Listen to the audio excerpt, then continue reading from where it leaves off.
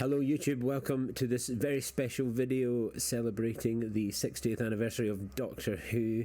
I am Fantastic Mr. Pink. I'm joined here by my friend Nikki. We are going to be breaking down the specials and giving your thoughts on them. How are you doing, Nikki? Doing well, and to welcome all feral Whovians to the Whoviverse. Oh yes, the Whoniverse as it's now being called. So yeah, I mean, we've got a lot to cover here, so we'll try and get through them all as quickly as we can. There's been quite a lot of reactions in the last few days. We wanted to wait till they were all over to kind of sum them all up at once, and then kind of see how it all played out. The first episode in the 60th special was The Star Beast. The Star Beast sees the return of, obviously, David Tennant as the 14th Doctor and Catherine Tate as Donna Noble, who, when we last left her, had had her memories of the Doctor erased to save her life from the meta-crisis. This episode introduces us to several new characters, starting, of course, with Donna's 15-year-old daughter, Rose, played by Heartstopper's Yasmin Finney. Shirley Ann Bingham, who is the new unit scientific advisor, played by Ruth Madley, and we also get the return of Donna's mum Sylvia and her husband Sean. The Doctor isn't 5 minutes back on Earth following his regeneration before he runs into Donna and an alien spaceship comes crashing down. It's here we meet the Meep, an adorable alien creature voiced wonderfully by Miriam Margolyes, who's on the run from another alien race known as the Wraith. Or the Wraith, I think it's pronounced. Insectoid looking like aliens who the Meep tells us loves to hunt them for their fur. The story is loosely based on a comic strip called Doctor Who and the Star Beast, which was published in Doctor Who Weekly. I think it was in 1980, written by... 1970s, actually. What was it? In fact, while we're on the comic business, for any Doctor Who fans who collect the magazine, you can currently get in the issue the full complete version of it from Pat Mills and John Wagner and Dave Gibbons' classic The Star Beast, starring the Fourth Doctor. That's really cool. Sweet. Yeah, they got a credit on the show. On this, it actually says, now the smash hit implementation of the television story. So. I like it. That's awesome. Actually, I didn't know that was available. Again, maybe I've just not been paying attention. So yeah, it was I think it was based on that comic. It was a bit of a romp all round. For me, I thought it had a lot of what people loved about the David Tennant's era Doctor and Russell T Davies' run. Especially the music really felt like it was back in the days of Russell T Davies. It was all kind of wacky. It's interesting. The pace was there. No, sorry, go ahead. I was going to say, with the score, something I noticed throughout all three of these in general is we have Murray Gold back, and throughout the score you will hear various themes and tunes that throughout the Doctor Who era, particularly from the RTD era, but also there's little bits and pieces from the Moffat and even Chibnall era as well. So it's sprinkled throughout the entire three specials, which is a nice little thing. So if you want your referencing, it's in the music kits. Yeah, I guess that's where it's more subtle. I think people will be looking out for Easter eggs. People must have been looking out for mentions and things like that. And there wasn't an awful lot, to be fair, throughout them. I mean, there was the odd thing, but I did think that it would spend maybe more time reflecting on the past. But then again, a big theme throughout these was, now that we've seen them all, I realised a big theme throughout them was the fact that David Tennant's come back and he hasn't stopped and he's not stopping and he's kind of still running from the events of the Flux in the past few years, and that. So I guess part of it is that he wasn't deliberately looking back on his life, but I think a lot of people might have been disappointed in that because for an anniversary special like this, you kind of wanted it, but for the most part, I actually quite enjoyed the Star Beast. Going on a bit about the sort of callback stuff, one thing I sort of felt going into these specials was I don't think they were ever going to top Day of the Doctor, because that one did a lot of that stuff anyway, and even before then we had Power of the Doctor, which ironically did a lot of the fan service stuff in that. So I was thinking, if Chibnall's already done it for Jodie's last story, what the hell is RTD going to do? And seemingly he's gone a complete different opposite direction. Is I don't. You will have your little tweets and stuff, and your little winks and nods and stuff, and they are peppered throughout the whole 3 specials. But it's very much like, I want to go in a different direction. I want to push it somewhere else rather than just outright remember this stuff, like certain other sci-fi franchises done. Yeah, I think Russell T Davies has definitely made it clear that he's back and he's got a point to make. He spent the last few years making various like television specials and series centering around the LGBTQ issues and things like that, and he's Years and Years, It's a Sin, English Scandal. In fact, another one that he did does tie into the third one, which we'll get to soon. Oh, okay. Fair enough. I did enjoy some of that work that he's done. So he's obviously come back and he's wanting to continue his sort of themes through Doctor Who with that, because it's quite it's today's big issue, isn't it? So in that we've got Donna's daughter Rose, who is a trans woman. We get to see a bit of what she goes through in her day-to-day life, and yeah, this is where I think this episode's drawn a lot of criticism, and from people who are sort of on Twitter and anti-woke and things like that, and this is where I think the storytelling got a little bit convoluted, contrived, on the nose. It was unfortunate because I thought Russell T Davies is usually quite good at this sort of stuff, but here I think he really went quite heavy-handed, and it just kind of it was a bit unfortunate. I think it was a bit clumsy and awkward, and but it fed right into how they fixed the problems with Donna. She had to they had to work out the issue with the meta crisis. Yeah, I mean, the fact that he kind of already did that in End of Time Part 2, which is basically, I put a failsafe in her head, which is like, well, you can't get away with that excuse again, can you? Yeah, I thought it was just I hate when I sort of agree with everyone who's complaining too much. I hate when I sort of like because I hate wading into this sort of issue, but the problem is there is stuff to talk about, but the problem is it gets lumped in with all the other crap, unfortunately, that you want to have a point about how it's done, but unfortunately it's going to get nonsense like, no, I don't like this, or they shouldn't put this in that nonsense. Yeah, I feel like it'd be okay for Russell T Davies to come back and want to make stories about this and make episodes about this and talk about these issues, but I kind of wish he'd waited till after the 60th anniversary special. Fine, introduce Rose as a character and all that, just have her in there, have it be natural, have it just be, this is my daughter, this but I wish he'd concentrated on just making a really good story for the 60th anniversaries, because I feel like he had an opportunity here to win back a lot of fans that had maybe been a bit alienated over the last few years. He's obviously trying to attract new fans. They've got the new market with Disney getting involved in things, and I feel like it was an opportunity he could have had to just remind everyone what's good about Doctor Who and what everyone loved about Doctor Who, and just do an adventure. It's still in here. It is in there. It's still in but here. What I'm saying is, I just wish he'd waited until after that. If these were storylines he wanted to explore and make a point about, but obviously he's used that as the mechanism to save Donna's life a little bit. But it was so ham-fisted and on. Then it was the binary, non-binary. But oh my god, the cringe! I was cringing so hard.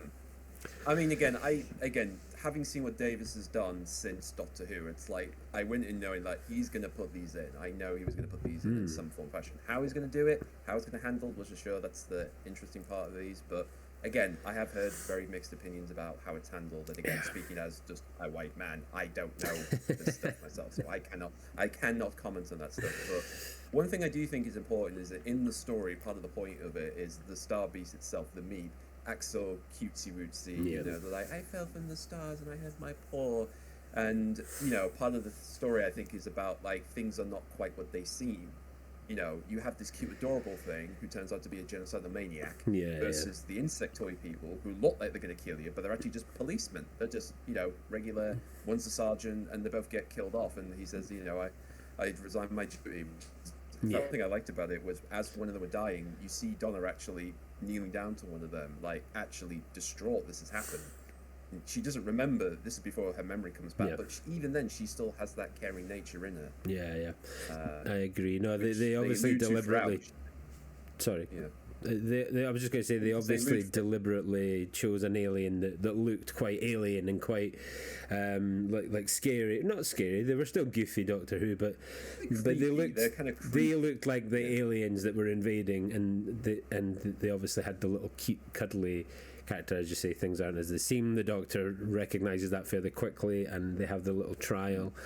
And then it's at this point where the Meep just is like, "Oh, to hell with this!" Oh, solid. And again, the actress we got to play the Meep, I was sitting there thinking, she's gonna just go right with the she's the perfect actress to do that, because she's so notoriously sort of potty mouthed. I'll mention this briefly. A friend of mine, who I know has actually got kids, watched this with stuff, and she watched it and asked her, "What did you think of the special?" I thought, "Yeah, I thought it was really good." I thought, "What did you think of Beat the Meep?" And she said, "I'm gonna tell you, I didn't think it was cute." And she didn't. Even before like it revealed, she didn't think cute. I did like, "Did you think it was up to something? Did you guess there was like something up with it?" And I was thinking, "Yeah, kind of." So yeah, there you go. Fair enough. At least someone's paying attention, I guess. Throughout it all, I'm just so glad to have Donna Noble back. She is my favourite companion of the kind of modern era. I know that we've had such great companions. Obviously, Rose was great, and Martha, and well, I know Martha didn't have the best intro, but you know, and Amy Pond and Rory, and I even like Clara, but Donna is just my absolute favourite. Catherine Tate is so hilarious. She's just so great in that part, and when she finally got her memory back, and the first thing she says is, "I gave away all that money." I was absolutely creased. I loved it so much. There's a great bit before then when they go back in the house, and Rose is going to the shed, and Donna's talking to her mum, and she's talking about this whole thing about like, what there's a part of my life that I feel like there's missing, or like there's something in me that I know it's there, but I don't remember. And they refer to it as like, "Oh, that blackout, that New Year, that Christmas, you had a blackout and you don't remember what happened." And there's even a bit when they're on the way to the steel mill where the Meep's about to basically crack the planet open. There's a bit where she mentions about why she gave away the money. She did it because there were people she wanted to help. And she said it was in the back of her head that was her trying to do something the Doctor would do. She did use one thing. People were like, "Why would she give all away the money?" She did use the money to buy the house. That is something she did do. So they've always got that at least. But that just reminded me that we now also have the new powers of the sonic screwdriver. Suddenly it can now create windows in the air, and it can create force fields and stuff. So now we'll never really have to run away from anything. We can just use force fields. It was a bit stupid. I mean, to be fair, if you're going to do it, the Doctor's attitude, how am I going to get this family out in the middle of a shootout? And it's like, how would you get out of it? It's like, well, you could make a shield, because the Doctor tries to protect people, not enforce. He's not a violent man on purpose. So this is such what the Doctor does, and the fact they escape through the roof of the other houses and then break through the walls as well. Right, but the sonic screwdriver's never been able to do that before. We have never seen it do this before, so yeah, it was just very convenient. It was just a little bit like, okay, right. Why didn't you do that several thousand other times before? I don't know. I mean, you could say it's a software update. I mean, here's the thing, actually. Yeah, here's the thing. Remember in Day of the Doctor, the thing about it, they were trying to figure out how to break through wood, because that's one thing it's not been good at. And then the idea, it's like it's taken 1,000 years to update. So by the time we get here, it's like it's now able to break through brick walls, through the concrete. So it's still evolving. That was one calculation. But anyway, I just thought it was one of those silly things that they just sort of came out of the blue. But yeah, do you know what?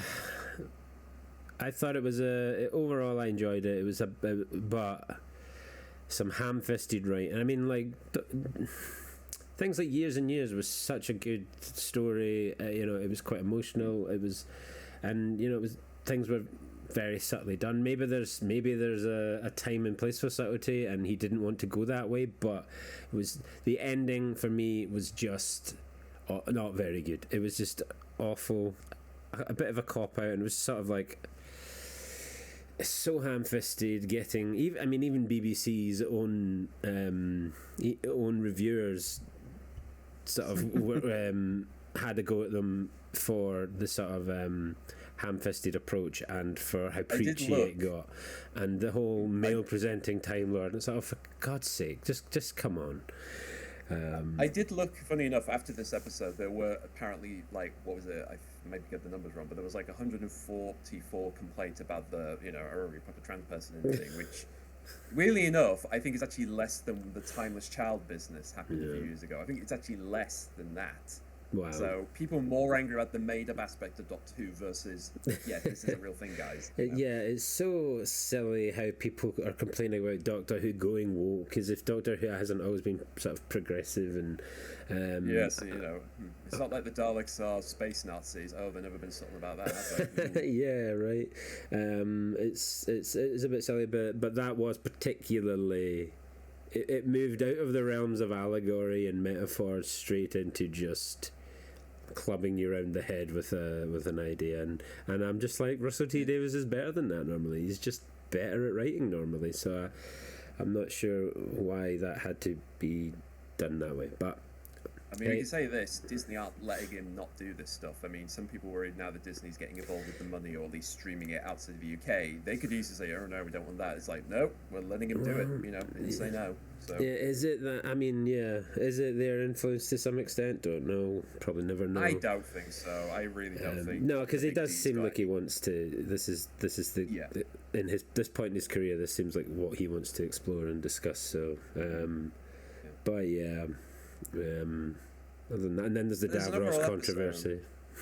Yeah, we'll probably get into that a bit. It's something I want to bring up. But yeah, as an overall episode, I thought as a kind of like introducing Doctor Who episode, it's definitely one of the better ones. I've always been a bit iffy about some of his beginning episodes before, and this one is not as mad as some of the other ones. Like in comparison, oftentimes I'd be sitting there going, "Oh my fucking god," just like that. And this one for me, it's like there is silly. I mean, to give you an example, like when the Meep fully reveals herself, we get in Steel Mill, and it's on the throne of metal. With a bunch of people, all hail the Meep. So it's like, this is Russell T Davies stuff. So I'm probably maybe got used to it, so it doesn't seem as ridiculous to me anymore. But as a one-off, as an opening story, it does the job. It introduces it for old audience and new audiences, and again, it works as a self-contained thing, because something I heard from him is like, you can view these as 3 separate stories, but each cliffhanger leads into the next thing. Sure, yeah. I wouldn't have said it stood out as a particularly good episode of Doctor Who, but it was it had all the kind of adventure-y stuff. I feel like we kind of did get a flavour in each of these specials of a different style of episode of Doctor Who, and maybe in some way that's the reflection of looking back on the history of it, if you could choose to look at it that way. In this one we've got the sort of wacky bad costume aliens and things like that. Let's actually talk about the Meep for a minute, because the Meep and the visual effects in this episode were incredible. I mean, that the puppeteering alone on that Meep was just beautiful, and when it was combined with the visual effects, was absolutely incredible. It was such a cool looking little puppet, and all combined. There's a video actually up there. You can see early designs of it, and some of the earlier designs look more like the Ting from the digital era of all things, which was a bit odd. And they went more like, no, we want the fluffy cat creature Furby thing instead. They went with that. And the Wraith, I get one thing, the Wraith warriors is actually, they are men in full suits. They're actually people, and like with their younger legs, they're on stilts, and the fact they're able to do that amazed me.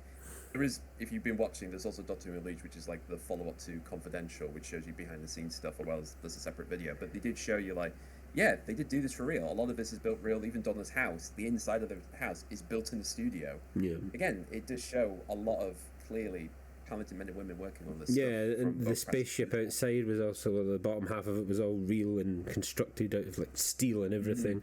Millennium Visual Effects coming back to do the special effects and things like that. They haven't been part of the show for a while, have they? Yeah, it's weird that happened, but maybe that's another story for another time. But putting some of the best special effects houses out there in the world to shame, or at least shown that they're just as good. I loved the Meep so much; it looked so good. But yeah, you should definitely check out. If we're not having a toy of this by the end. Say if we're not having a toy of this in the year with 2 interchangeable heads, I will be a bit disappointed. That's a good point. We definitely should. But yeah, definitely. I would say check out the Unleashed if you haven't seen it, because the sort of behind the scenes of the Meep stuff's really cool. It really is. And also Dave Gibbons and Paul Ragnar are there, and there's a little bit with David Tennant which is worth watching. He fanboys out like crazy. Nice. But yeah, so that was the Star Beast. Why don't we move on to the next one? Yes, on to part 2, Into the Wild Blue Yonder, as it's known as. So, to give you a brief little summary, after a brief encounter with Sir Isaac Newton, the Doctor and Donna are thrown into a spaceship at the very edge of the universe, with seemingly nothing more than a slow-moving robot shifting corridors, a random speaking voiceover, and the odd sense of someone, if not something, is watching over them. Yeah. What a shift tonally. As I said, it was like... Can we talk about the Isaac Newton bit, because that's something a lot of people brought up again. So this episode's controversy was Sir Isaac Newton being race swapped.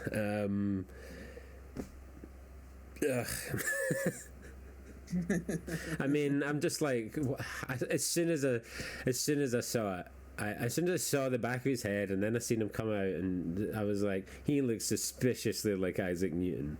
And then he's talking. I think so. I'm thinking, wait, are they going to do this? I was like, and then he's like, oh, I'm going to go sit under this tree, and I was like, oh, they haven't. I was like, and not because I care about it, but I was just sort of like, I just knew that he's at this point he's either trolling the fans, or just. I was just like, I think to be fair, he'd be trolling not the fans, but certain people who get annoyed at this. Sure, yeah.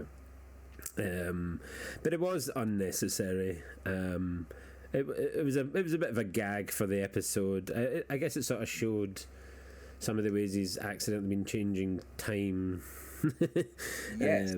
I felt there was going to be more of a. I felt there was going to be more of a return to that at some point, and it didn't quite. I think really. But yeah, it was just all for a bit of a gag, and I feel like, well, you're just antagonising these people for. Well, Mavity's now a thing. In the Doctor universe, gravity is now Mavity. Yeah, that's the joke. It inadvertently comes in, says, "Oh, sorry, we're time travelers. Do you know what year it is?" And then buggers off, and they do a quick joke about it. I think you can understand the gravity of the situation. And then he goes, "What was that word?" Mavity. Yeah, we'll see if they manage to stick to that. Yeah, we'll see if they manage to stick to that. The Doctor Who universe and the laws of Mavity. Yeah, we'll find out. One quick other thing is actually the actor who plays Isaac Newton in this is actually someone from It's a Sin, of all things. So it's probably David said, "Hey, do you want to be in Doctor Who?" And it's like, "Oh, what do I get to play? You get to play Isaac Newton." It's like, "Really?" He's like, "Yeah, come in, it'll be fun." Yeah.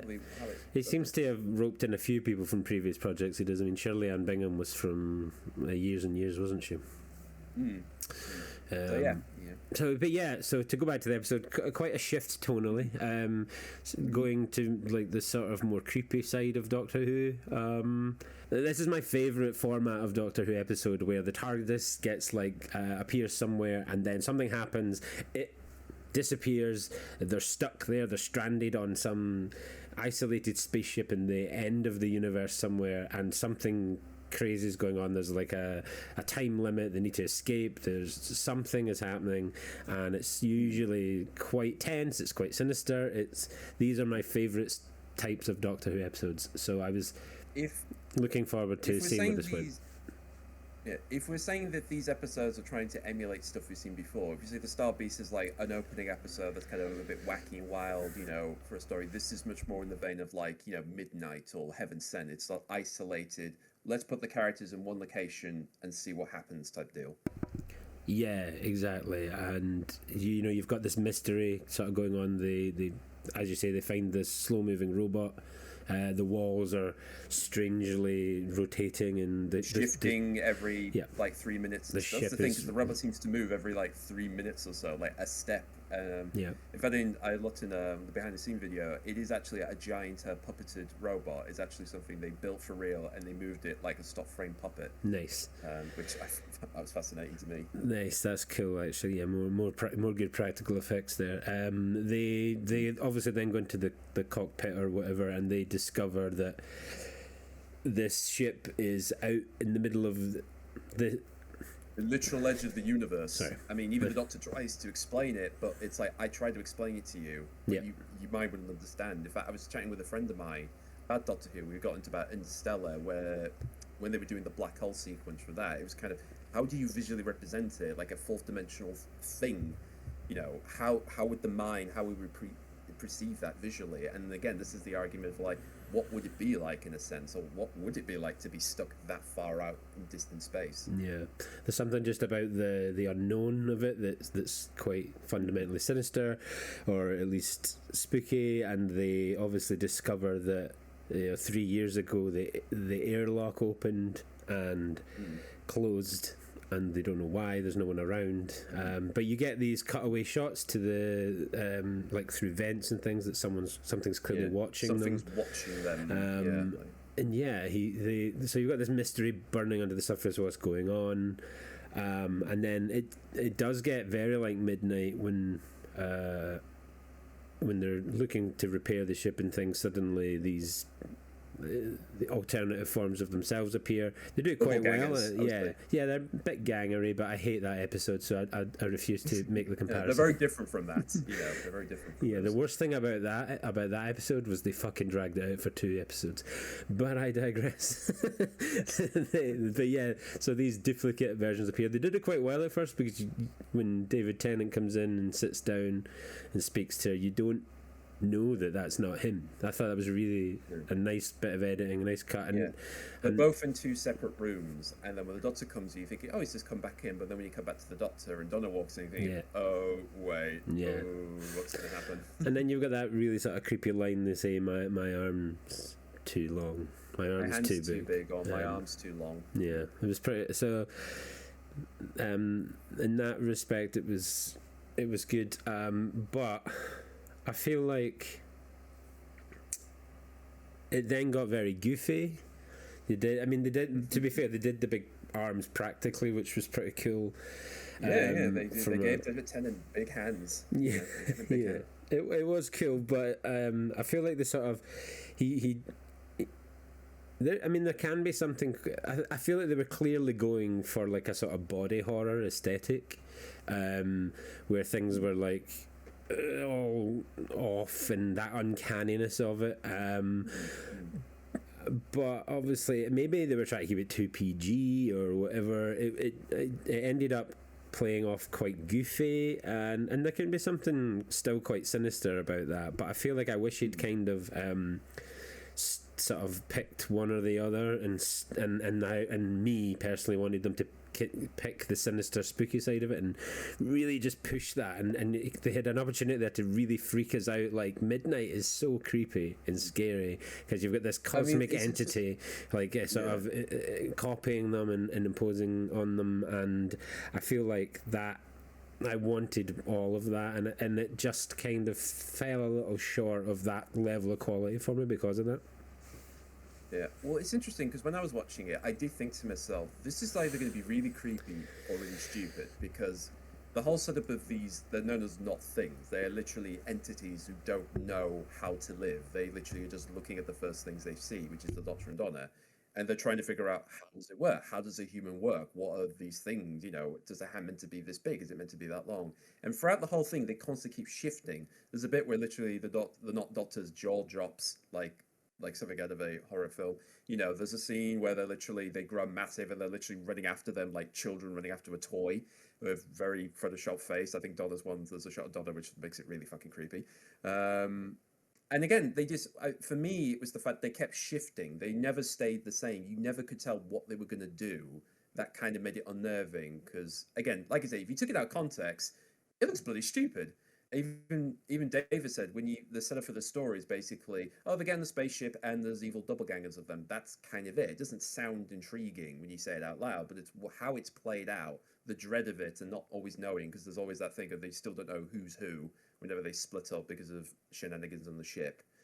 And again, some of the things they end up talking about, because where the Doctor briefly talks about Gallifrey and the Flux and kind of sort of that whole how do you feel about it. Even the Not Donna says, do you miss home? It's like, oh, I do. It's do you miss Gallifrey? It's like, but that's not where you came from, is it? You don't know where you came from. You don't even know what you are anymore because of what's happened since the Flux business. I'm glad they sort of acknowledged the Flux. At least I've heard some people complaining about that, because I think there's a big group of people out there who would sort of rather forget about it and move on and sort of pretend that it didn't happen and sort of hope you're basically saying, oh, let's forget about that woman Doctor. For me that would just be a big insult. Yeah, I think they maybe hoped that Russell T Davies would just sort of like forget about it, move on, or possibly undo it a little bit, even though he came out and said he wouldn't undo Chris Chibnall's work. Yeah. But you meant saying he's his friend. Yeah, well, I'm just glad they acknowledged it, because they slightly retconned it a little bit. I think they said it destroyed half the universe, and I'm pretty sure it destroyed everything except Earth, but I'm not 100% sure on that. I need to double check. I think he did say half the universe. He did say that in this, but I'm pretty sure when it was happening, it was closing in on Earth deliberately for him, and so I'm glad they acknowledged it, and it did make for a good tense moment, and as you say, I did like those moments where they were running around and splitting up. The editing was really well done, to the point where it made it seem like you lost track of who was who, especially that moment they all split up and then they cut back and they're all meeting in the room together, and you're like, well, which one was I just following? They're even questioning, if you're the real you wouldn't do that, and the Eva goes, alright, I'll take the tie off and stuff, and then we find out the Doctor is found out for that, and we get like a Exodus crawl back thing, which apparently David Tennant did, the bending over backwards thing. He did that for real. Yeah, not the head popping out. That was an After Effects, but he did bend over. I was convinced it was him, but I wasn't sure. I was like, he's getting on a bit. Another tidbit I could tell you. Another tidbit I could tell you. In Doctor Unleashed, apparently they even made a prosthetic mask of David Tennant's face for. I think it's later on when he's trying to run out the robot to stop the countdown. I think when they were initially filming, they put like a fake mask over the actor's face, because they had like two other stand-ins for David and Catherine. I see. And David Tennant did come in going, oh Jesus, what is this thing? Yeah.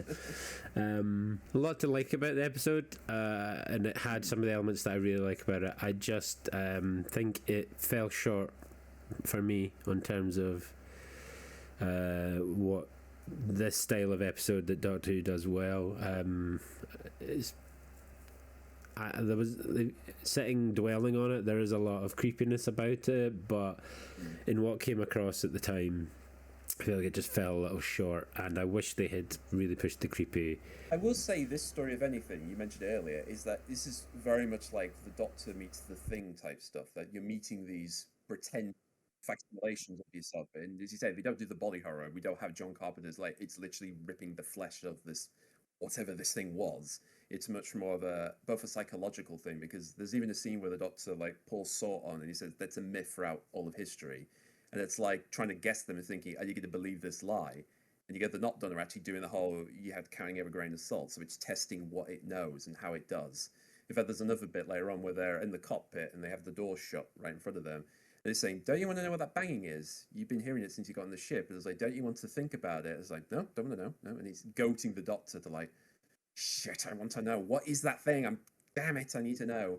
Because apparently it feeds on adrenaline. That's how it learns. The more scared you are, the more it learns who you are. Yeah, and the faster you're kind of thinking and going through it, the faster they learn you. And yeah. And like you said, if this is very much like Midnight, except in Midnight we never see what the thing is. It takes a hold of somewhere, whereas this we get to see it. And as you say, they could have pushed the visual aspects maybe more with like how they deform and all that stuff. And I was talking to a few friends the other night about this, and they said they were laughing at the ridiculousness of what they do a few times. So I can totally see people kind of being nice try. But hey ho, you win some. Two last things we're going to mention about this is the almost cliffhanger to the story and the actual cliffhanger to the story, because we get a moment where the TARDIS finally comes back and the Doctor has to choose between who's the real Donna or not, and it almost goats you to thinking he's picked up the not Donna on the ship. Like, Yeah. you almost get the sense that oh shit, are we literally going to enter the giggle with this not Donna running around? That I did have a moment where I thought that was going to happen, and he would have to realize it later.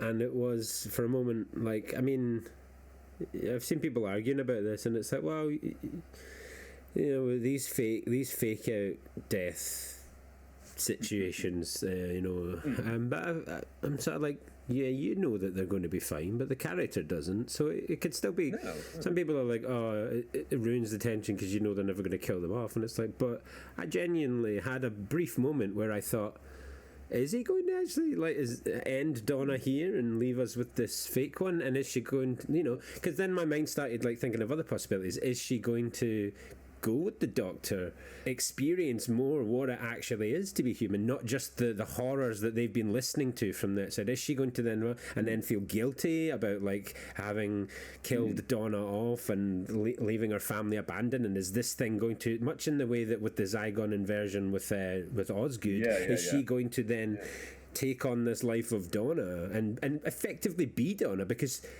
she was a perfect copy of her. So for a brief moment, my brain went for it, and running like wild. Yeah, and I don't think a lot of people have really thought that way. So that was what I was thinking. How did she thought? I mean, the thing is, they want to get off the ship. They want to see the universe. It's kind of, they have sinister plans, because it's like the thing itself. If it gets out, it can just be everything. It could be anyone. Yeah, you know, that's the fear. They were only evil because they were hearing all of the horrors of the universe, but going with the Doctor and experiencing the things that he does. Flux, they do say they're from like when the universe was getting ravaged by the flux. They're kind of a byproduct of that as well. So it is. You don't know what things are. But it's mentioned in there. Yeah. Nice. So, you know, I did think for a moment, oh, that could have been a cool way to go, but you know, obviously. We don't have all. He finds out she has the not Donna has her arm a bit too long, so immediately pushes the button, flags her out the ramp, and then immediately gets it done. Think, we didn't have all the time in the world. We didn't have a series to go through this sort of dramatic arc with. So just saves the day and they move on. But we do get, after all that madness, they get back to Earth, and who's the first person they see? Yeah, we did finally get our cameo from Wilfred Mott, Bernard Cribbins, back for his very last ever on-screen appearance, and it was nice. It was nice to see hello, my old soldier. Especially after all that madness, you want them to see a friendly face, and you can't get any more friendly than that man. Yeah, like David Tennant's Doctor loved him so much, and it was just nice to have them all back together. And that, I guess, leads us comfortably on to the giggle.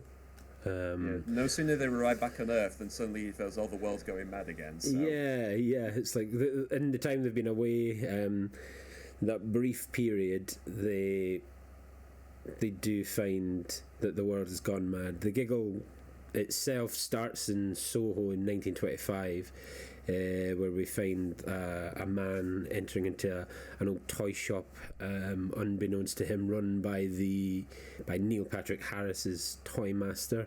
We make it. Yeah, but back in 2023, the Doctor finds himself returning to the world gone mad, where every human's going around believing they're right and everyone else is wrong. So no, even if they're wrong, they're right. Yes, that's the thing. Everyone's proven right. Even though they just wrong. believe they're right, regardless of what's. And they quickly get swept up in the Toy Master scheme that's effectively been put in place since the birth of televised media. Back in Soho in 1925, he's the man who enters the toy shop is like the assistant of John Logie Baird, who's doing an experiment on television. First television. Yeah. The story goes, I can tell this little story. So Russell T Davies, before doing Doctor Who, was working on an ITV show about the first Noddy. She was in Crossroads or something. And part of that story, how she got into TV, was from John Logie Baird. So as he was researching it, he discovered, he had this dummy's head for like projecting the first image on the screen. And he thought, that's a Doctor Who monster there. I'm so using that. And then immediately thought, like have just for a full story. You can't just have a dummy's head. You know, it's like, well, a dummy is a puppet. You know, who's the puppet master? It's like, ooh, that I could use. Yeah, I didn't know that. That's pretty cool. But yeah, he's had this plan in place since then, and he sets it up so that back in 2023, finally, when a satellite is launched by South Korea, that ultimately, story-wise, seems to result in the completion of a connection between everyone on Earth. So everyone's screens are now fully infected by this image of the Stooky Bill laughing melonically about history. So we get the return of like characters like Kate. We get Sophie back from the first episode. Bonnie Langford's back as Mel Bush. Yes, she was the commander of Colin Baker and Sylvester McCoy. She was at the end of Colin Baker, went into Sylvester McCoy, and then she was replaced by Ace afterwards. But she's a 80s companion. Yeah, I'm not overly familiar with. I haven't actually seen any of Colin Baker's run.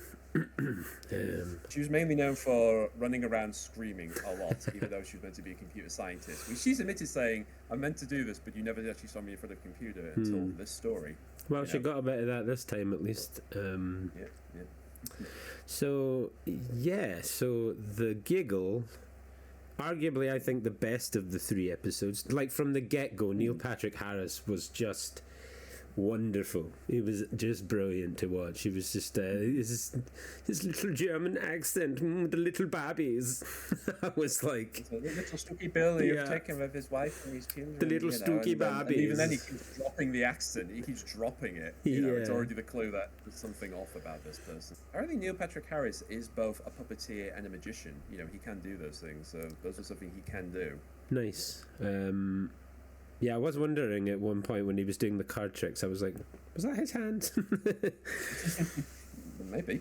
So, going into this, Russell T Davies had said that he thought it was also going to be another divisive episode. The big controversy of this episode being the bi-generation. Many, but do you want to...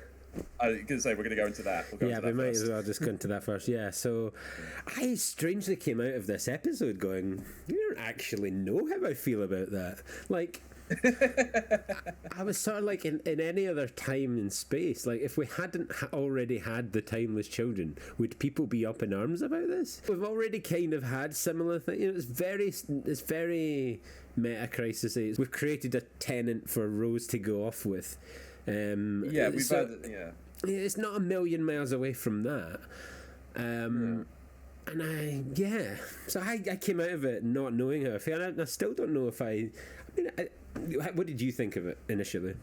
Okay, so going in, I was curious to see how Dr. 15 was going to pop in, because we knew he was going to be a part of this somehow. And actually, I thought one thing they were going to start off back in Star Beast as a brief summary with Dr. and Donna telling mainly new audience, this is what happened before or whatever. It's a bit exposition-y, last-minute thing. But I did wonder, would it start with the 15th Doctor telling us this is how it all happened? This is why I brought this face back for whatever reason.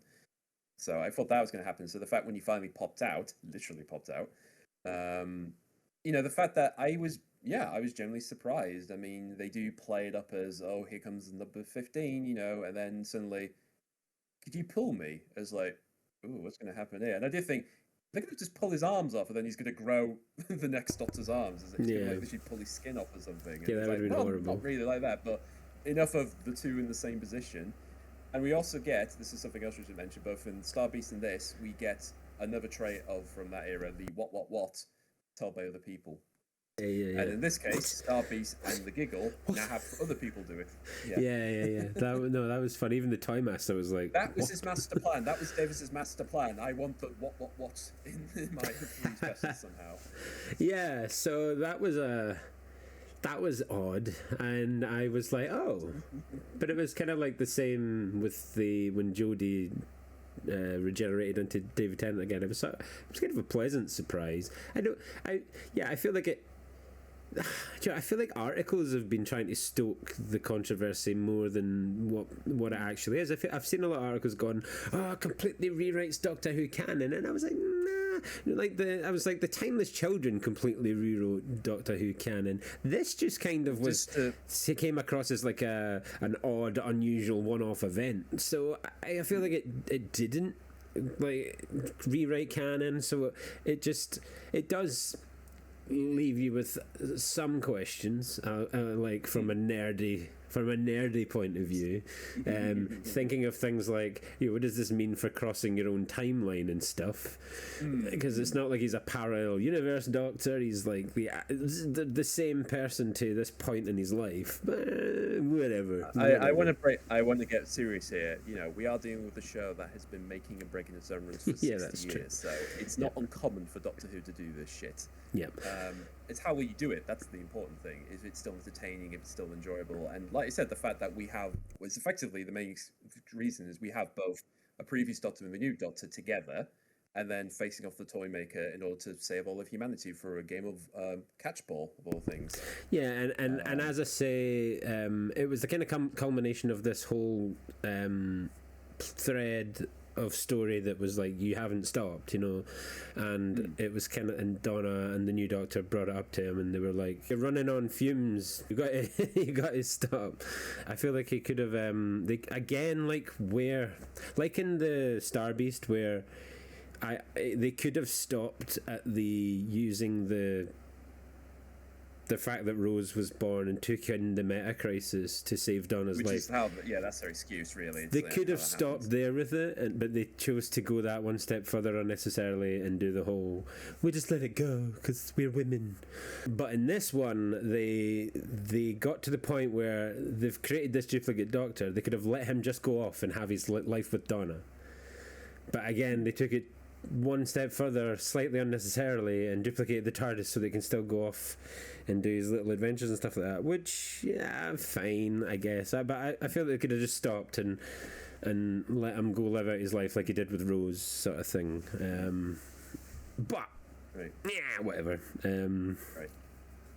Now, there are a couple of things I want to bring up, because obviously there is one thing that happened since these episodes come out. There is an in-vision commentary for both Star Beast and this, in which Russell T Davies does talk about the decisions behind it, doing what he's done.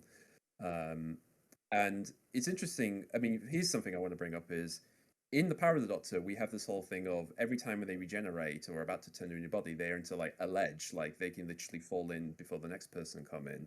And again, that's how the next Doctors come out, is in the body is waiting to regenerate and stuff. In this case, it's actually, instead of changing the full body, it's actually the new person is coming out. I mean, by all accounts, he's still the 15th Doctor. Because again, they made it clear that David is the 14th Doctor. We haven't cheated this. This is still number 14, and this is number 15. And something I noticed, actually, when he comes out, the clothing he's got, I mean, technically he's not wearing any trousers, so he's a bit... it's just, that's how to save the world, kids, And he is wearing some of the garments of David Tennant's thing. I think he's even got, like, an tiled they shared them. So there is a bit of... Yeah. Because, again, when Jodie regenerated, obviously, we got the full suit, although that was due to Davis not wanting to... Well, you know, articles saying, ha, David Tennant's wearing women's clothing and all that bollocks, that's one of the reasons. Jodie Whittaker wasn't wearing women's clothing. I know, but, it's online. And that was stupid. That was very stupid. That's the reason. Yeah, so in this case, at least, the number 15's got some of number 14's outfits. And something interesting he mentions in one little post is, like, the reason for doing this is, A, he wants to do it. Again, no one's telling him no. And B, interestingly enough, he mentions he's got a theory now, because of this scenario of having a regeneration separating from themselves, where one is still alive and the other can go off. It does now set up this idea, what if that happened for all the other Doctors? Every time they regenerated, they still lived on in another universe. So arguably the second Doctor still is the second Doctor, and the fourth Doctor, every one of them, every time regenerated, splintered off into maybe their own little universe, which, again, it's a theory, and it isn't saying that's going to happen on screen yet. We still have to wait and see what the rest of the series is going to be like with number 15 now in. So, and he mentions that it doesn't make any sense. Like, you look at the big Finnish audiobooks and stuff, they do loads of weird things, like, this story takes place in the middle of this and that, and they meet up with other Doctors and companions. So it's like, they've been doing this for long enough. They've been making their own rules up of, like, how this can happen in timelines. So it's already a thing. And going back to the history, there is one bit earlier on where they're about to play a game of cards, and the toy maker mentions since he came into the universe because of the salt, it did turn out the salt brought him into the universe. He just mentioned a line where saying, I played games with, I made a jigsaw puzzle of your history. So it does make me wonder, so is he responsible for some of the changes we've seen already? So i.e. we see Davros make the Dalek before his accident. Isaac Newton is a different skin color.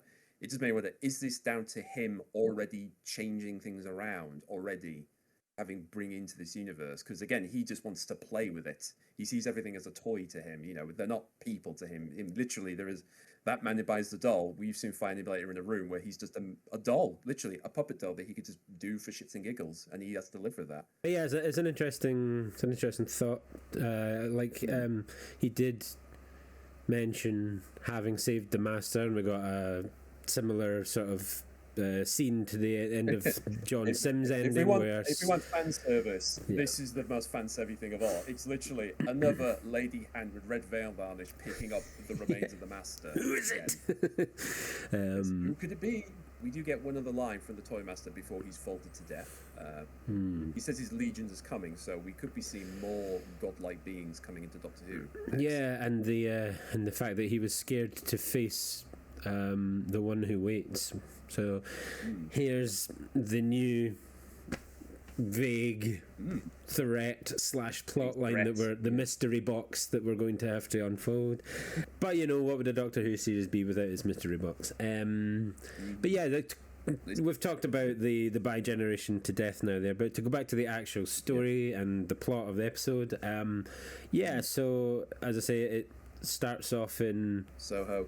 Yeah, in Soho. The Doctor discovers the plan and he goes back and they meet him for the first time, and they then end up in his little realm for a while. His little domain of tricks and toys. Yeah, I felt like I kind of wish the episode was maybe 20 minutes longer. I feel like it was old. It's longer than the other ones. It was an hour, but I feel like the whole episode was it ended too quickly. We got to the point where it was like he was just sort of becoming a proper threat, and he was about to go on to something else, and the Doctor challenged him to the game, and then it was just all over very quickly, and I was just I was like, damn it, like it felt like it was just getting into the meat of it, and it just all sort of stopped over a game of catch, which was just a bit anticlimactic for me, to be honest. I wish they'd spent a bit more time in.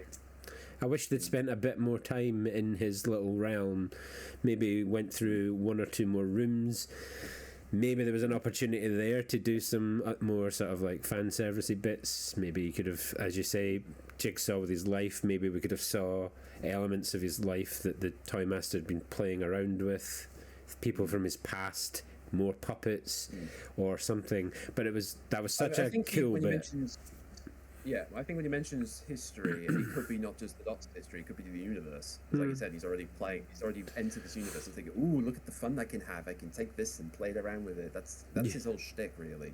Because he even mentions like the idea. There's a moment where the Doctor tries to, if you want to play games with me, we'll go somewhere else. We'll leave this universe and stuff. And then he just says, nice, but I like this. I like seeing all these loonies going crazy. There's even a line like, people playing with blocks and putting it into blocks. Isn't that weird? It's like, is David's got a thing against Lego or something? You make games about blocks falling onto other blocks. I was like, I was like, is that Tetris or Lego he's talking about? But maybe both. Or Minecraft. Or Minecraft, yeah. So there you go. Yeah, one of my favourite parts when they were in his little realm was, I mean, I'm Sticky Sue.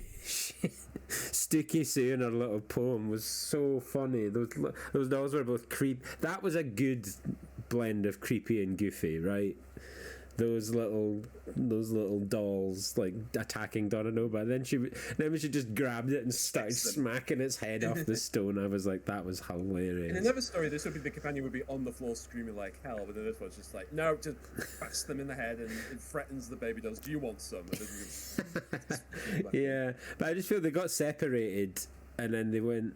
Oh, into one room each, and then they were immediately back together. And I was like, yeah, you could have just drawn this out a little bit more. You could have maybe added some more. Again, I do think you could have done that. I do like how they visualize how his way of working, because he is just, I think, just popping it out. I mean, probably the other big sequence is invades unit to spice up your life. Literally has a whole song and dance musical in there. I did enjoy his little puppet show of like catching Donna up to his history. It made me wonder why they didn't open the first episode with a little puppet show of Donna Noble and the Doctor like losing their memory. That could have been cute. If you wanted to set up the threat already but not reveal it early, that could have been a way of doing it. Yeah, it could have just been a nifty little thing. But yeah, the Spice Up Your Life sequence, Neil Patrick Harris again was just brilliant the whole episode. Switching his character around, switching from the German toy maker to the sinister sort of English voice. Well, that's all right then. Every time the Doctor was trying to justify his sort of like he's impacting these lives. To every one of the companions, like they died or got time split or something like that. Yep. Well, that's all right then. I was like, yeah, great. That's literally trying to have an excuse. That's literally just someone giving you an excuse to say, well, that makes it up, doesn't it? Yeah, that makes up for it. Great. But yeah, so a lot to like in this episode. I think the music was at its best. I think Murray Gill's score was really well done. Even the Toymakers theme, really, some people have been saying it sounded a lot like from Years and Years, like this is operatic choir as shit's about to happen. And it's played out throughout his whole thing as well. Yeah, I think score-wise was the best here. There was quite a lot of the laugh in that pentatonic sort of like progression going through it all, which was quite good. I mean, I don't always pay attention to the music very astutely. I'm not the best that way, but yeah, I did notice it was quite good in this episode. And we should mention there's another scene. There was one moment where they're in unit and Kate Briggs Stewart, they all have a device on them that prevents them hearing the noise. There was one scene where it's turned off and then she just goes mad. That was so funny. When she was like, I've seen her walking. I've seen you walk. Yeah. What are you two? You two got red hair. Is that conspiracy? It's like, you know when it's like Doctor Who is not subtle. This is Russell T Davies going right on. These people, I'm making fun of those leaders. Oh that's this whole episode was the like ultimate on the nose sort of allegory of the world as it is today. But then again, I say on the nose, like I mean, it wasn't so on the nose or heavy handed. It was clear that's what it was. It was like, this is just everything. This is laying it all out in the open, and this is everything that's sort of mad about everyone being connected together, everyone being looking at screens all the time, everyone interacting in this way. And so I didn't feel so heavy-handed and on the nose. It was definitely his message, and it was definitely the message, but it was like not. Even the Doctor mentions the speech about humanity and how we did this to ourselves. Yeah. In a weird way, you think about it, the Toymaker comes to our realm and he sees what we're all doing and thinking, what if I turned it up by 11? What would happen then? That's probably what he was thinking. Yeah. So it wasn't like. So while I say it was obvious this is what it was, I didn't think it was as heavy-handed as the first episode. I thought it was great. I thought, I was like, this is the way to have that conversation with the viewer. This is a better way to do it. Because it's nice to see, it wasn't so preachy, you know. I mean, he did have that moment where he was like, "You people are awful," as you say. But you're brilliant, but you're awful. Right? As well. Yeah. So that was the closest it got to being a little preachy. But you know, you need to have a message actually come through, and so I like that element of it. But yes, just in terms of the villain and things like that, I feel like it just all was a little too abrupt. It just all sort of ended far too quickly for my liking. There's definitely some gruesome deaths in here, like some of the things the Toymaker does to people, like those two soldiers who turn into balls, and I forgot the one who's in the wheelchair literally gets one of the heads and he's screaming, and the Doctor says he's already dead. He's like, Christ. Yeah, and when oh my God, when he spun Kate Stewart straight into that wall, I was wall. creased. I was like, I oh felt my like, oh god, he didn't kill her, did he? It's just like, oh god. like, that was so brutal. It was like slam. Yeah, that was wild. I actually thought for one moment during that whole Song and Dance movie, he was going to take all the bands off. I thought he was going to like make them all malfunction, and then they were all going to go crazy. I mean, another thing we mentioned: there's a robot in Unit HQ. There's just a random robot now they use. So we're introduced to this new robot creature, the Vlinks, which I thought was really cool. I really liked it. I can't wait to see more of that and whatever happens in the future. I did wonder for a second, is the Toymaker going to pop out of that any second? I did wonder if that was a red herring or something. No, maybe he'd been him the whole time. Because especially during the Song and Musical, because he keeps popping out of doors and, you know, and like right in front of people. So, you know, if you took the helmet off, this is a spice up your life, kids. Yeah, I wasn't sure if it was going.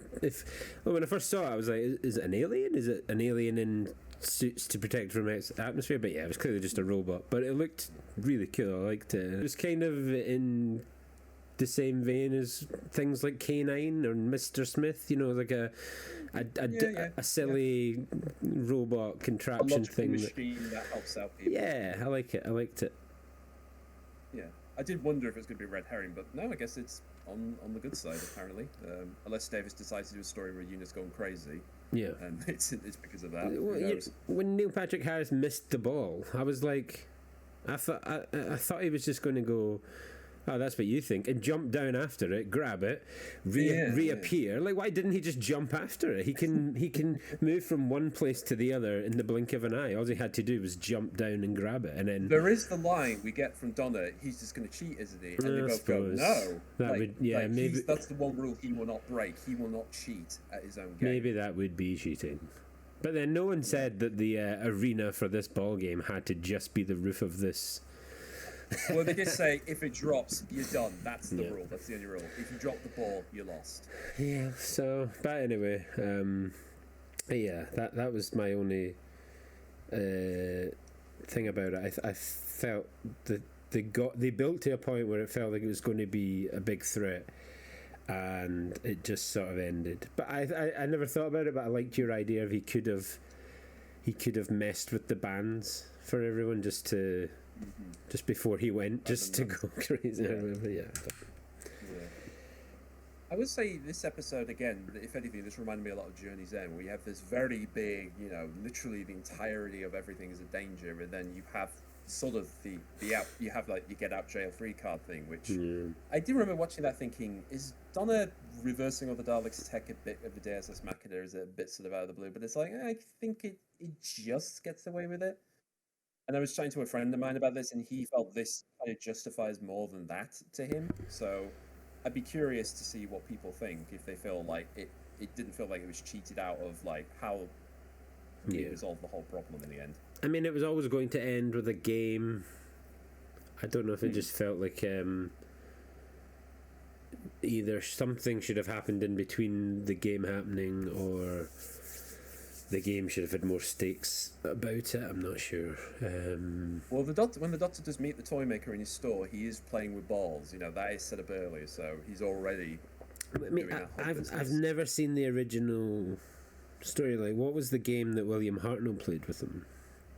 I can't remember. It was like several games because the companions are stuck in you know, his little playing ground stuff they have to sort of. So he has to like figure out the way out. And as he said, he won. He won once, and then in this case, he's back for round 2. I was just wondering if my complaining that the game was a little too low risk or whatever was a little too easy was just, you know, was this exact same case with William Hartnell. I wasn't sure what the stakes were then and stuff because I haven't seen it. I know they've just recently animated it, haven't they? So I'll probably watch it. Yes, there's going to be an animation of that, you know, in a very, very ridiculous way, which might as well go in that direction for a reanimated project of that.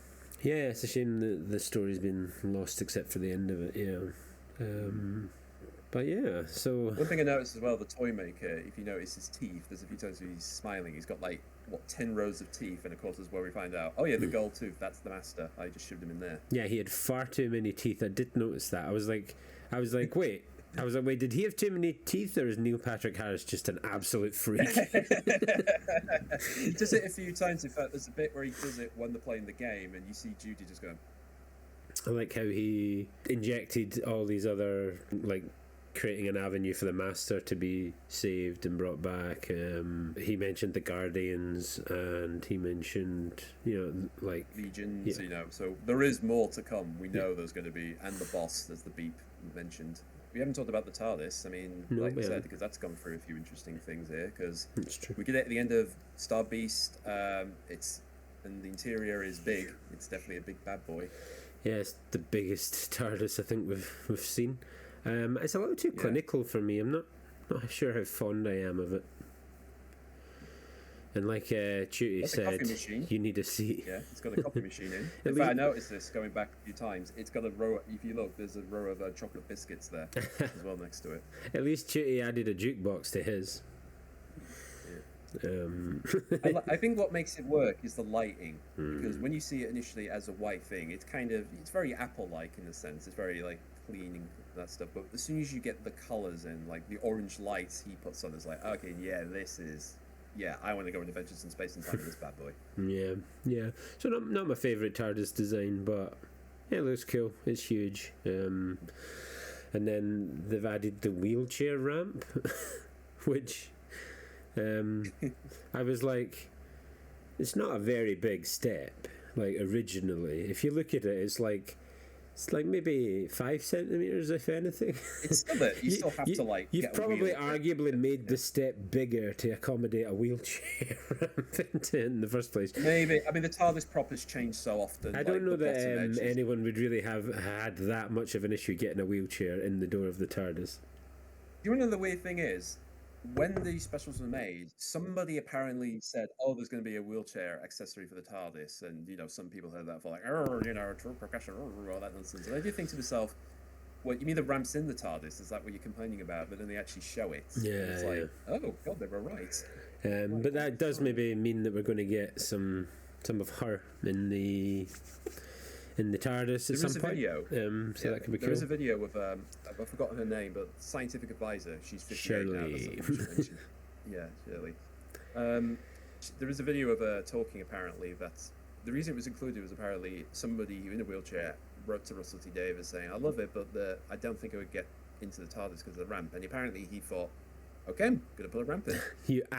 I want to reassure that person. You absolutely would have, because the TARDIS door step originally was so small. But to be fair, put it this way: every time K9 came in and out, they cheated that anyway. There's no way he would have.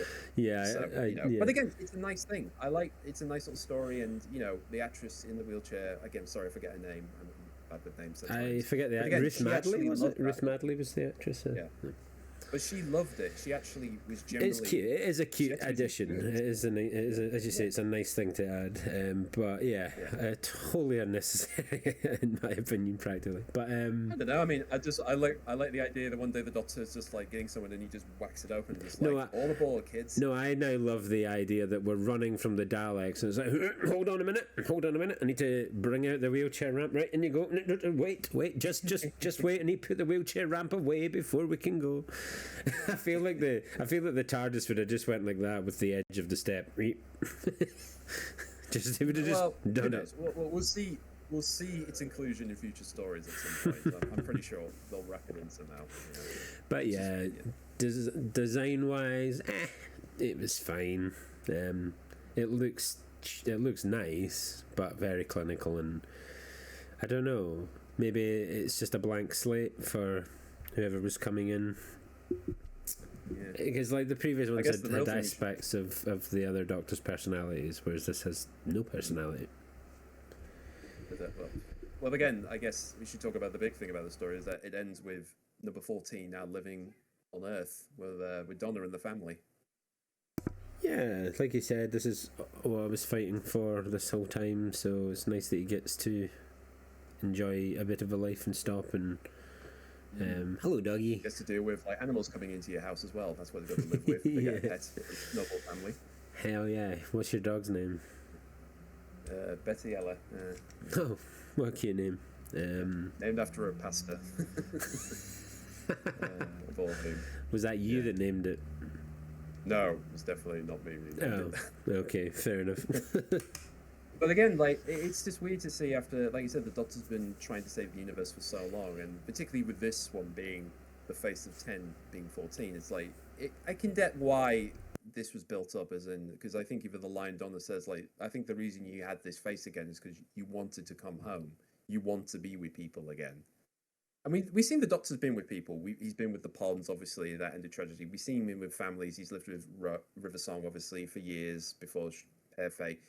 The Doctor has lived with people. It's the fact that this case is like, you now have the opportunity to live with someone.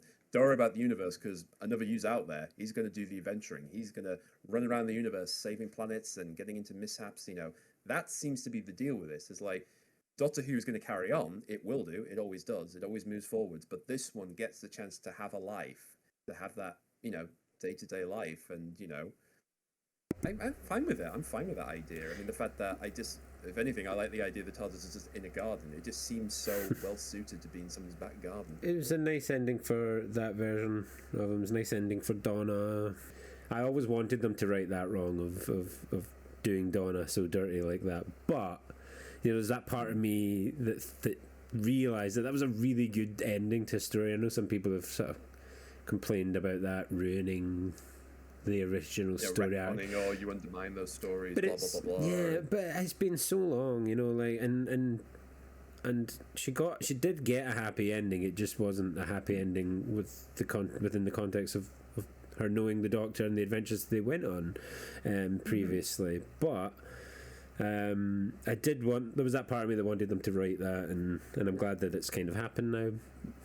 And I feel like enough time's passed that it doesn't really take away from that storyline too much. It's been not very long since that episode aired, so I haven't actually really looked up the reaction. We were recording this literally after it came on air. So I haven't actually looked at any reaction to the whole thing. I can imagine the bi-generation thing is probably causing some sort of stir among people. I mean, but as on I Doctor said, Unleashed, Russell literally said, like, it's a new thing for Doctor Who for the 60th anniversary. I'm sure everyone's going to love it. No one's going to have a problem with that. It's like, he knows damn well what he's up to. Yeah.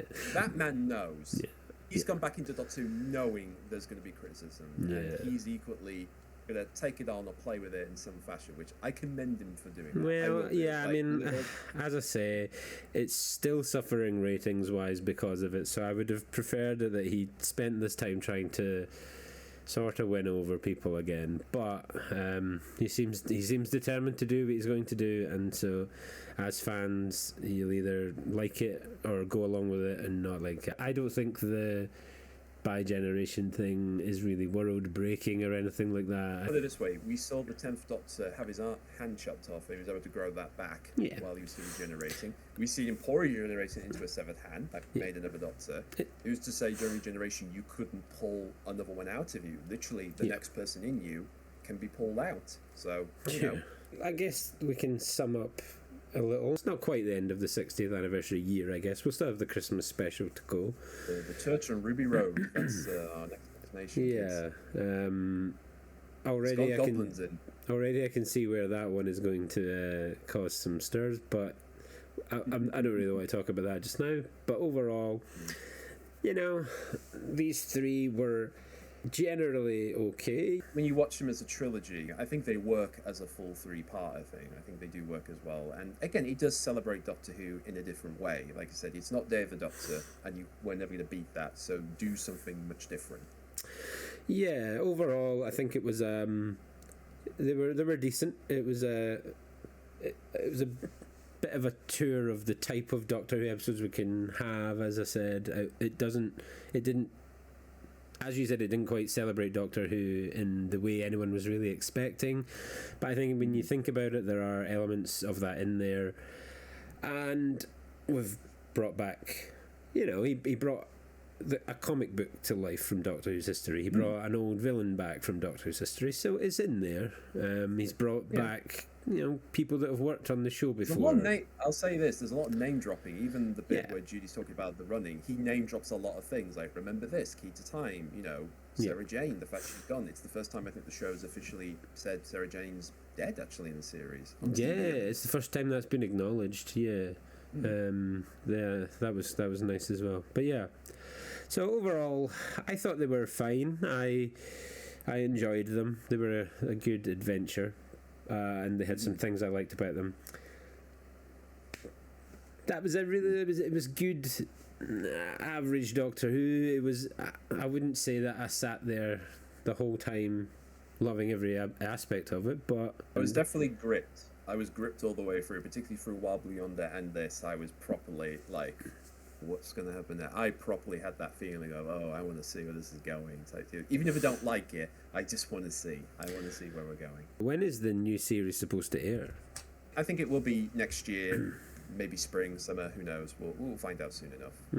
Before we go, two things I want to mention. I want to shout out to a friend of mine called Sam Montgomery. We've been talking about Doctor Who, and I chatted to him about this, and he said for him, it felt like, even though these were 3 specials, it felt like we got almost a full season of Doctor Who through these specials. Like in many ways, this felt like a full series, even though there were just 3 anniversary eps. Yeah. Yeah, but also I want to mention again Doctor Who magazine. So again, available in your local shops. I want to mention at the very end, it actually has a preview for the next issue, and it has this little bit here. This came out before the giggle. Would Doctor Who magazine already teasing us with the fact, oh yeah, you're going to see the 2 Doctors in the same place, kids? I just like the fact if that was the plan with this. Again, cheeky sod. But yeah, thank you for joining me to chat about this. I've been wanting to get back into doing this for a while, so this is a good opportunity. Maybe we can catch up on the Christmas special when it airs. And I'm ready to go down to Church Road if you are, my friend. Hey, wee. Yeah, I'm looking. Do you know what? I want to say, in the brief experience of Ncuti as the Doctor, I think he's got a lot of promise. I think he had some really good presence on the screen. He's got really nice legs. He was a really strong character. He was really unique distinct and unique from David Tennant. He's got good presence on the screen. So I think he shows a lot of promise, and I think he'll be a very interesting and refreshing choice. As I say, I can see probably from that preview of the Christmas episode what things are going to stick in people's craw, but hey, we got goblins, kids. We got goblins. We got goblins. We also had him dancing in a club in a vest and a kilt. Again, my friend Sam basically said, "Is Russell T Davies wants to make Doctor Who a musical now? Because we've had one song in this, we've got this Christmas show, and we have a rumor that one story is going to feature the Beatles in. So he's clearly music is going to be a thing for this new era. Yeah. So this way, if they want, you could. If now Doctor Who's on Disney Plus, we could argue say they can market that stuff now. It's like here's Doctor Who's musical song and dance. There's our own Disney villain, the Beat, the Meat, the Toy Maker, the Not Things. Available in store soon. Look forward to that if that happens. Yep. But yeah, all to come. So yeah, thank you if you've been stuck with us this whole time. What have you thought of the special?